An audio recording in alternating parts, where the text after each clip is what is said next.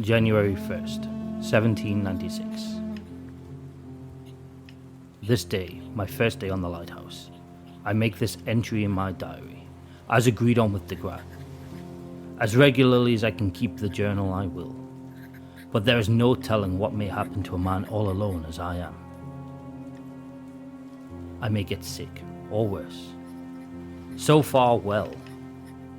The cutter had a narrow escape, but why dwell on that since I am here all safe? My spirits are beginning to revive already, at the mere thought of being, for once in my life at least, thoroughly alone.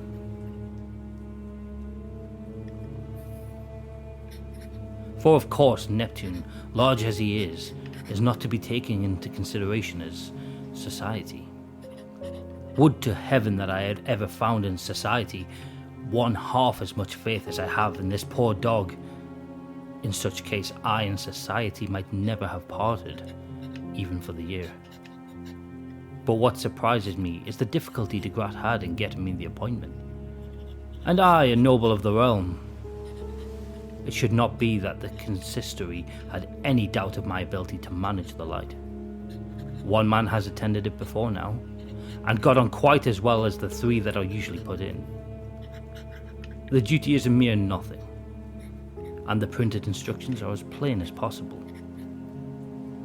It never would have done to let Orndorff accompany me. I never should have made any way with my book as long as he was within reach of me, with his intolerable gossip, not to mention the everlasting meerschaum. Besides, I wish to be alone. It is strange that I never observed until this moment how dreary a sound that word has. Alone. I could half fancy there was some peculiarity in the echo of these cylindrical walls, but oh no, this is all nonsense. I do believe that I'm going to get nervous about my insulation. That will never do. I have not forgotten Degrat's prophecy. Now for a scramble to the lantern and a good look around to see what I can see. To see what I can see, indeed. Not very much. The swell is subsiding a little, I think, but the cutter will have a rough passage home nevertheless. She will hardly get within sight of the Norland before noon tomorrow. And yet it can hardly be more than 190 or 200 miles.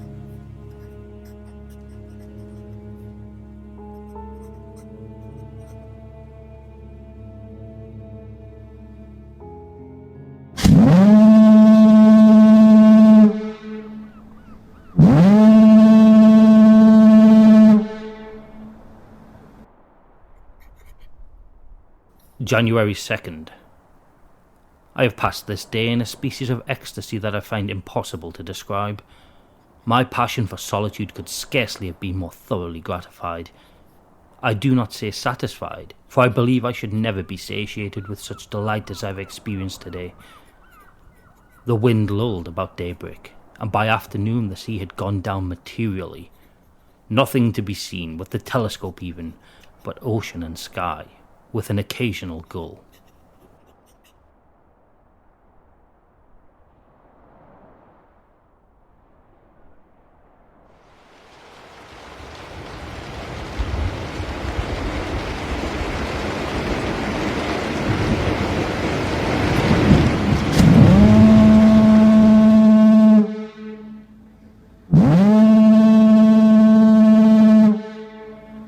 January 3rd. A dead calm all day. Towards evening, the sea looked very much like glass. A few seaweeds came in sight, but besides them, absolutely nothing all day. Not even the slightest speck of cloud. Occupied myself in exploring the lighthouse. It is a very lofty one, as I find to my cost when I have to ascend its interminable stairs. Not quite 160 feet, I should say, from the low water mark to the top of the lantern. From the bottom, inside the shaft, however, the distance to the summit is 180 feet at least. Thus the floor is 20 feet below the surface of the sea, even at low tide. It seems to me that the hollow interior at the bottom should have been filled in with solid masonry, Undoubtedly, the hull would have thus been rendered more safe. But what am I thinking about? A structure such as this is safe enough under any circumstances. I should feel myself secure in it during the fiercest hurricane that ever raged, and yet I have heard seamen say occasionally with a wind at southwest, the sea has been known to run higher here than anywhere with the single exception of the western opening of the Strait of Magellan. No mere sea, though, could accomplish anything with this solid iron riveted wall, which at 50 feet from high water mark is 4 feet thick if 1 inch. The basis on which the structure rests seems to me to be chalk. January 4th.